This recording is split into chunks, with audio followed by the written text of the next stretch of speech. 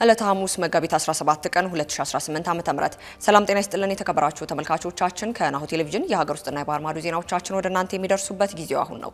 ከዜናዎቹ ጋር ኤልዳና ታደሰ አብራችሁ ቆይታ አደርጋለሁ። አብራችሁን ሁኑ።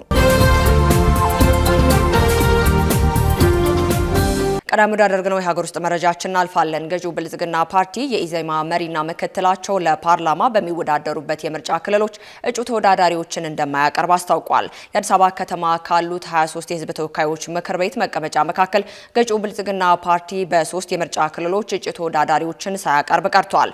ብልጽግና ፓርቲ እጩዎቹን ካላቀረበባቸው የምርጫ ክልሎች ሁለቱ የኢትዮጵያ ዜጎች ማህበራዊ ፍትህ ኢዜማ መሪና ምክትላቸው የሚወዳደሩበት መሆናቸውን አስታውቋል። ብልጽግና ፓርቲ በመጪው ግንቦት 24 ቀን 2018 ዓ.ም በሚካሄደው ጠቅላላ ምርጫ አዲስ አበባን በመወከል ለህዝብ ተወካዮች ምክር ቤትና ለከተማይቱ ምክር ቤት የሚወዳደሩ እጩዎችን የማስታወቂያ መድረክ ያካሄደው ከአንድ ሳምንት በፊት መጋቢት 3 ቀን 2018 ዓ.ም እንደነበረም ይታወሳል። በከተማ ደረጃ በተካሄደው በዚህ መድረክ በኋላ የፓርቲዎቹ እጩዎችን የሚወዳደሩባቸውን ክፍለ ከተሞች በመገኘት በተመሳሳይ መርሃ ግብርም ሲሳተፉ ቆይተዋል። ገዢው ፓርቲ ለዘንድሮ ምርጫ የአዲስ አበባ የፓርላማ መቀመጫ ካቀረባቸው 20 እጩዎች መካከል 16ቱ በስድስተኛ ዙር ምርጫ የህዝብ ተወካዮች ምክር ቤት አባል ያልነበሩ መሆናቸውን ፓርቲው ካሰራጨው መረጃ ለማወቅ ተችሏል።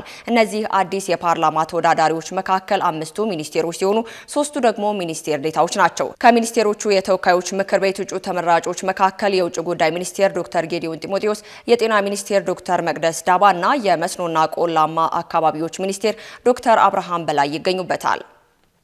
የኢትዮጵያ ጂኦፖለቲካዊ ቁማር እየተቀየረ ነው ሲሉ የአዲስ አበባ ምክር ቤት እጩ ተወዳዳሪ አርቲስት ካሙዙ ካሳ ገለጹ። አርቲስት ካሙዙ ከሰሞኑ በሚቀጥለው የ2018 ሀገር አቀፍ ምርጫ ብልጽግና ፓርቲ በመወከል የአዲስ አበባ ከተማ ምክር ቤት የየካ ክፍለ ከተማ የምርጫ ክልል እጩ ተወዳዳሪ ሆኖ የቀረቡ ሲሆን ይህም ተከትሎ በርካታ ትችት መሰል አስተያየቶች እየተሰነዘሩባቸው ይገኛሉ። አርቲስቱ እነዚህን አስተያየቶችን ተከትሎ በይፋዊ የፌስቡክ ገጹ በዛሬው ዕለት መልእክታቸውን አስተላልፈዋል። አርቲስቱ በቀድሞ ህወሓቶች በኪነ ጥበብ ውስጥ ያለፉ የበርካታ ሀገራት መሪዎችና ፖለቲከኞችን በመጥቀስ በኪነ ጥበብ ባለሙያዎች በማህበራዊና ፖለቲካዊ ጉዳዮች ላይ መሳተፍ ለሀገርና ለህዝብ የጎላ ጥቅም ከማበርከቱ ባለፈ ለኪነ ጥበብ ዘርፉ ከፍተኛ መነቃቃት እንደሚፈጥርለትም በጽኑ አምናለሁ ብለዋል። አርቲስቱ አክለውም በኢትዮጵያ ታሪክ ወርቃማ ጊዜ ላይ እንገኛለን ያሉ ሲሆን የኢትዮጵያ ስብራቶችን እየጠገነ ነው ሲሉም ገልጸዋል። በኢትዮጵያ እምቅ ሀብቶች እየወጡ ነው። የኢትዮጵያ ጂኦፖለቲካዊ ቁማር እየተቀየረ መሆኑንም አርቲስቱ በመልእክታቸው ላይ አስፍረዋል። እንዲሁም በሀገር በምክክርና በሽግግር ፍትህ ቁርሾዋን እየሻረች ነገዋን እየተለመች ነው። ኢትዮጵያ በብዙ ነገሮች ራሷን የመቻል እቅዷን እያሳካች ነው። ኢትዮጵያ ህልሟን እውን ሆና ሁለንተናዊ ብልጽግና በኢትዮጵያ እንዲረጋገጥ ጉዞዋን በውጤት ትጀምራለችም ብለዋል። ይህም ውጤታማ ጉዞ ይበልጥ ለማሳካት ብልጽግና መምረጥ ወሳኝ ነው ሲሉም አርቲስቱ በመልእክታቸው ላይ አስፍረዋል። በሀገር አቀፍ ደረጃ 500,000 ዘመናዊ ቆጣሪዎችን ለመግጠም እየተሰራ መሆኑን የኢትዮጵያ ኤሌክትሪክ አገልግሎት አስታውቋል። አገልግሎቱ 48.8 ሚሊዮን የአሜሪካ ዶላር ወጪ 500,000 ዘመናዊ ቆጣሪዎችን እንደሚያስገጥም ነው የገለጸው። የኢትዮጵያ ኤሌክትሪክ አገልግሎት 48.8 ሚሊዮን የአሜሪካ ዶላር ወጪ ሀገር አቀፍ ደረጃ 500,000 ስማርት የቅድመ ክፍያ ቆጣሪዎችን ለነባሪዎችና ለአዲስ ደንበኞች ለመገጣጠም የሚያስችል ፕሮጀክት እየገነባ ነው ተብሏል። በፕሮጀክቱ 125,000 ስማርት 3 ፌዝ 25,000 ስማርት ነጠላ ፌዝ እንዲሁም 350,000 ኦፍላይን ስማርት ነጠላ ፌዞች በድምሩ 500,000 ዘመናዊ የቅድመ ክፍያ ቆጣሪዎችን ለመገጣጠም ታቅዶ እየሰራም ይገኛል። እስካሁንም በተከናወኑ ስራዎች 60,457 ነጠላ ፌዞችን ቆጣሪዎችን እንዲሁም ደግሞ 7.5 ኪሎ ዋት ድረስ ኃይል ለሚጠቀሙ ለመኖሪያና ለንግድ ደንበኞች ተገጥመዋልም ተብሏል። በተጨማሪም 7,013 ባለ 3 ፌዝ ቆጣሪዎች 8,024 ኪሎ ዋት ድረስ ኃይል ለሚጠቀሙ ለመኖሪያና ለንግድ ለአነስተኛ ኢንዱስትሪዎች ተገጥመው አገልግሎት እየሰጡ ይገኛሉ። ከነዚህ ዘመናዊ ቆጣሪዎች የቅድመ ክፍያ ደንበኞች ወደ አገልግሎት መስጫ ማዕከሉ ሳይሄዱ የእጅ ስልካቸውን በመጠቀም ትኬት ቆጥረው መግዛትና የአገልግሎቱን ኃይል እንዲሞላ የሚያስችል ነው ተብሏል። ፕሮጀክቱ በአሁኑ ወቅት ከ67,000 በላይ ደንበኞች በኢትዮጵያ ንግድ ባንክ፣ በኢትዮ ቴሌኮምና በአዋሽ ባንክ የሞባይል አፕሊኬሽኖች በሳምንቱ 7 ቀናትና 24 ሰዓት የትም መሄድ ሳይጠበቅባቸው የኤሌክትሪክ ኃይል ኃይል መግዛት እንዲችሉ እድል ፈጥሯል። ይህ ፕሮጀክት ቀደም ሲል ለአብነት የቅድመ ክፍያ ካርድ መፍጠር፣ የካርድ መበላሸት፣ የኔትወርክ መቆጣጠር እንዲሁም ደግሞ የኔትወርክ መቆራረጥ እንዲሁም ቆጣሪ ላይ ብር አልገባልኝ የሚሉ ችግሮችን ያስቀራልም ተብሏል። በተጨማሪም ከፍተኛ በሆነ ኃይል መጨመር ምክንያት የሚያጋጥሙ የንብረት መቃጠል ይከላከላል። ደንበኞችን በሚሰጧቸው መሳሪያዎች አማካኝነት ፍጆታዎቻቸውን መከታተል በመቻላቸው አጠቃቀማቸውን መቆጠብና ወጪያቸውን እንዲቀንስም ያስችላቸዋልም ተብሏል። በአዳማ ከተማ የታገተ አስመስሎ 700 ሺህ ብር ያጭበረበረ ግለሰብ በ5 ዓመት እስራት ተቀጣ። በአዳማ ከተማ ለ2 ዓመታት ደብዛ የጠፋው የ25 ዓመት ወጣት ቴዎድሮስ ሴሚኖስ አግቻለሁ በማለት ከቤተሰቦቹ 700 ሺህ ብር የተቀበለው ጌታቸው አየለ የተባለ ግለሰብ በ5 ዓመት ከ5 ወር ጽኑ እስራት እንደተቀጣ የዳቤ ሶሎቄ ክፍለ ከተማ ወረዳ ፍርድ ቤት ውሳኔውን አስተላልፏል። የቅርብ ቤተሰብ የሆነው ተከሳሽ ወጣቱ ታግቷል በሚል ቤተሰቦቹን በማታለል ገንዘብ ሲቀበል እጅ ከፍንጅ መያዙ የከተማዋ ፖሊስ አስታውቋል። ቴዎድሮስ ግንቦት 15 ቀን 2016 ዓ.ም በባጃጅ ስራ ላይ እያለ ከጠፋ ጊዜ ጀምሮ እስካሁን ያለበት ቦታ እንደማይታወቅ ፖሊስ አያይዞ ገልጿል። ፖሊስ ባደረገው ተከታታይ ክትትል ተከሳሹ ጥር 2 ቀን 2018 ዓ.ም በቁጥጥር ስር ውሎ ለፍርድ ቤት አቅርቦ ነበር ተብሏል። ካሽጎ በየትኛውም ዓለም ሆነው በማንኛውም ሰዓት ለወገኑ የሚደርሱበት ፈጣን የገንዘብ መላኪያ ተከፈተሎ። ማስተርና ቪዛ ካርዶን በመጠቀም ከ5 እስከ 20 ዶላር የሚልኩበት አዲስ የገንዘብ መላኪያ መንገድ። ካሽጎን ለየት የሚያደርገው የትኛውም የገንዘብ ዝውውር በፍጥነት አገልግሎት ከመስጠቱም ባሻገር ለማንኛውም አገልግሎት ምንም አይነት ክፍያ አለመጠየቁ ነው። በሀገራችን ታሪክ ገንዘብን ከውጪ ወደ ሀገር ቤት በማስተላለፍ በመተግበሪያ መልክ አገልግሎት መስጠት የጀመረው የመጀመሪያው ሀገር በቀል የገንዘብ መላኪያ ዘዴ ካሽጎ ከ4500 በላይ ባሉ የባንክ ቅርንጫፎች አገልግሎት እየሰጠ ይገኛል። ገንዘቦን በሰኮንዶች ልዩነት ውስጥ ይፈልጉ በአካውንቶ ወይንም በእጆ ቆጥረው የሚወስዱበት ልዩ ዘዴ። በቅርቡ ሁሉንም ኢትዮጵያዊ ባለቤት ለማድረግ ጉዞ የጀመረው ካሽጎ ዛሬውኑ መተግበሪያውን በስልኮ ላይ በመጫን የአገልግሎቱ ተጠቃሚ ሆኑ። ፍጥነት መለያችን፣ ኢትዮጵያን መክፈቻችን፣ ካሽጎ ነው መላኪያችን። ካሽጎ የአዲሱ ትውልድ ብራንድ። ቀጥለናል። ከውጭ ወዳገኘናቸው መረጃዎቻችን አልፋለን። እኔ የሀገሪቱ ህገ መንግስታዊ ፕሬዝዳንት ነኝ ሲሉ የቀድሞው የቬንዙዌላ ፕሬዝዳንት ገለጹ።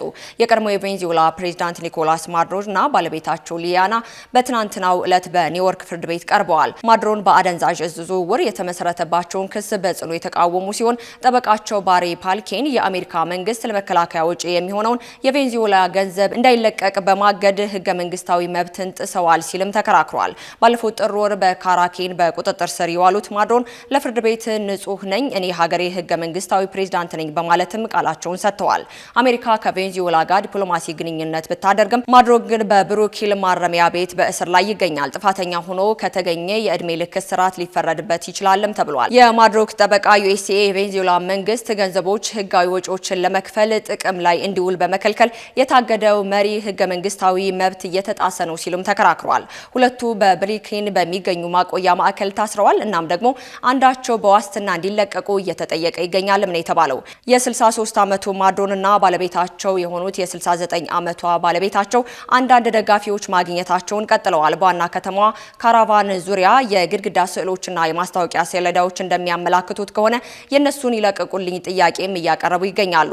ነገር ግን የማዱሮ ገዢ ፓርቲ ከስልጣን ላይ እያለም በቬንዙዌላ ተጠባባቂ ፕሬዝዳንት ዴኒሳን ሮቫዚን መንግስት ቀስ በቀስ እየተሰረዘ መጥቷል ነው የተባለው። በመጨረሻም የእስራኤሉ ጠቅላይ ሚኒስትር ቤንያሚን ኔታንያሁ በኢራን ላይ የ48 ሰዓት የሚቆይ ብርቱ የአየር ጥቃት እንዲሰነዘር ትዕዛዝ አስተላለፉ።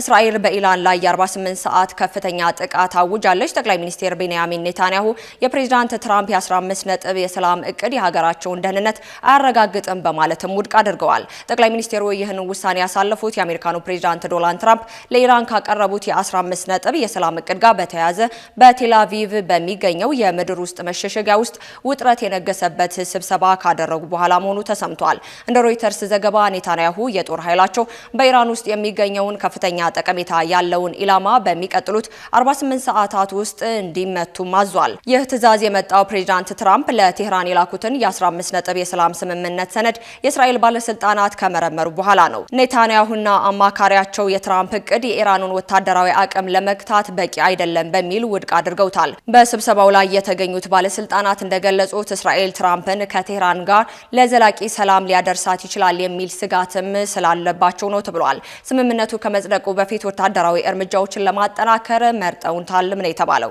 የትራምፕ የ15 ነጥብ እቅድ ኢራን የኒውክሌር መርሃ ግብሯን እንድትፈታና የባላስቲክ ሚሳኤል ክምችቷን እንድትቀንስ እንዲሁም በጎረቤት ሀገራት የሚገኙ ተላላኪ ቡድኖችን መርዳት እንድታቆም ይጠይቃል። ሆኖም ኢራን ይህንን የእስራኤሉ ጠቅላይ ሚኒስትር ቤንያሚን ኔታንያሁ በኢራን ላይ የ48 ሰዓት የሚቆይ ብርቱ የአየር ትዕዛዝ እንዳይሰነዝርም ትዕዛዝ አስተላልፋለች። እነሆ የምስራች! የ10 አየር መንገድ የበረራ ትኬት ለውድ ደንበኞቹ በተቀላጠፈና አስተማማኝ በሆነ መንገድ እያቀረበ ያለው። በዚህም በደንበኞቹ የተመሰገነው ጉዞጎ አሁን ደግሞ ተደራሽነቱን በማስፋት ተጨማሪ ባንኮችን በማካተት ለውድ ደንበኞቹ የበለጠ አስተማማኝ ለመሆን ችሏል። የጉዞጎን አፕሊኬሽን ከአፕ ስቶር ወይም ከፕላይ ስቶር በማውረድ የመነሻና የመድረሻ ከተማዎትን መርጠው ዋጋ አወዳድረው የሀገር ውስጥም ሆነ ዓለም አቀፍ በረራ ማድረግ ካሰቡ የበረራ ትኬቶን ክፍያ በአቅራቢያው በሚገኙ ባንኮች አንድም በአካል በመሄድ ወይም በኦንላይን የክፍያ አማራጮች ክፍያዎትን በመፈጸም የበረራ ትኬቶን በእጅ ያስገቡ። ከዚህም በተጨማሪ እንደ ሁል ጊዜው ወደ ጉዞጎ የጥሪ ማዕከላችን 7473 በመደወል ከሙሉ የበረራ መረጃ ጋር የ24 ሰዓት የትኬት አገልግሎት ማግኘት እንደሚችሉ ስናበስሮ በታላቅ ደስታ ነው። ለበረራዎ ጉዞጎ።